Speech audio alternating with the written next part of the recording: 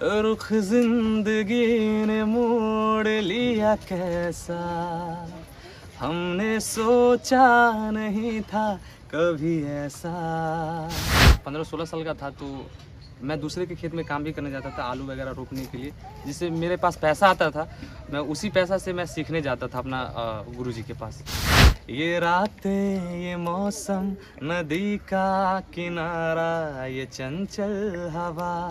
हमारे गांव के कुछ लड़के थे, वो बोलते थे कि और कोई काम नहीं है तुम्हारे पास, तो हम बोलते थे, बस स्माइल कर देते, बस ऐसे। जिंदगी ने मोड़ लिया कैसा, हमने सोचा नहीं था कभी ऐसा, रुख जिंदगी ने मोड़ लिया कैसा, हमने सोचा नहीं था कभी ऐसा, आता नहीं।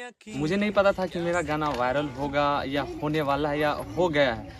मैं सिर्फ, मेरा काम था सुबह उठना, रियाज करके वीडियो गा के, मतलब गाना गा के और पब्लिश कर देना FB पेज पे।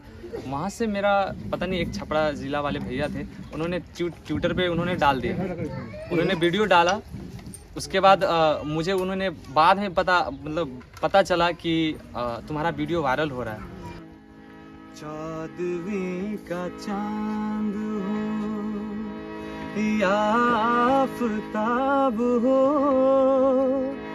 जो भी हो तुम खुदा की कसम।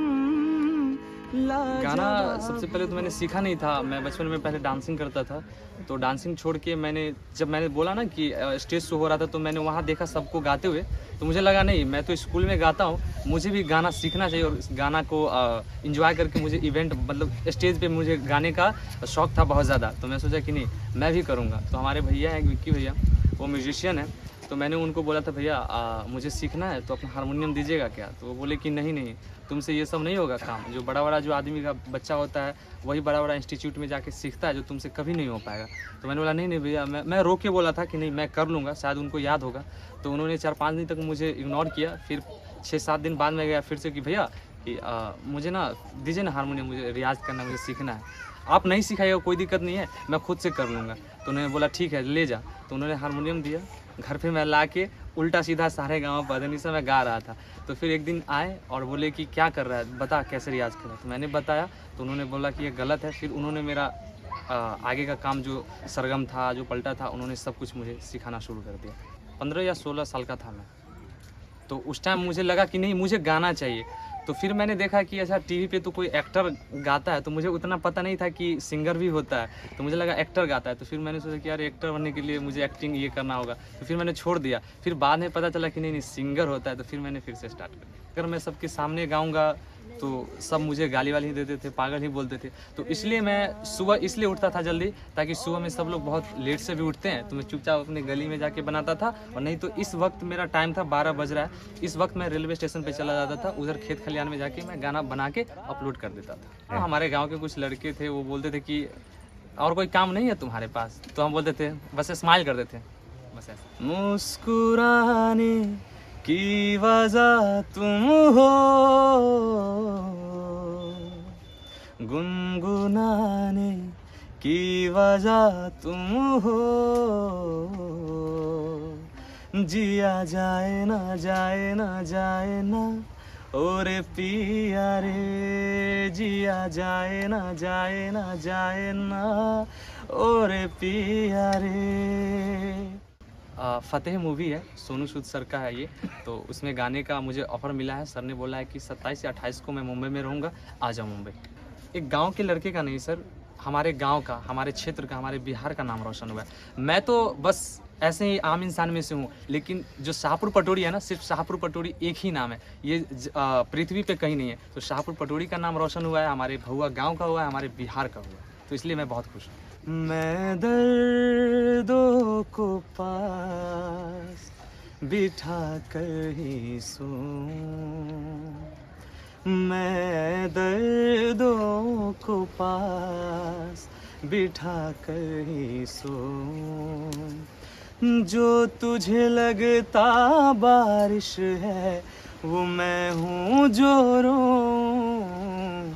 मैं अपना काम पूरा साइलेंट तरीके से करता हूँ, किसी को ज़्यादा डिस्टर्ब ना हो। मैं कभी कभी 12-1 बजे रात में भी हारमोनियम लेके मैं अपना रियाज़ करने लगता हूँ, या तानपुरा बजा के मैं रियाज़ करने लगता हूँ। तो मैं ज़्यादातर लोगों को देखता हूँ कि उसको तकलीफ़ ना हो, मैं उस वक्त कर लेता हूँ। रिएक्शन अच्छा है सर, और मैं कोशिश करूँगा कि मैं अपने गाँव को बदलूँ, क्योंकि हमारे गाँव में भी बहुत सारे टैलेंट है, मैंने देखा है। तो उनके पास ज़्यादा फाइनेंशियल कंडीशन सही नहीं था, तो वो लोग हार मान गए, लेकिन मैं कभी हार नहीं माना।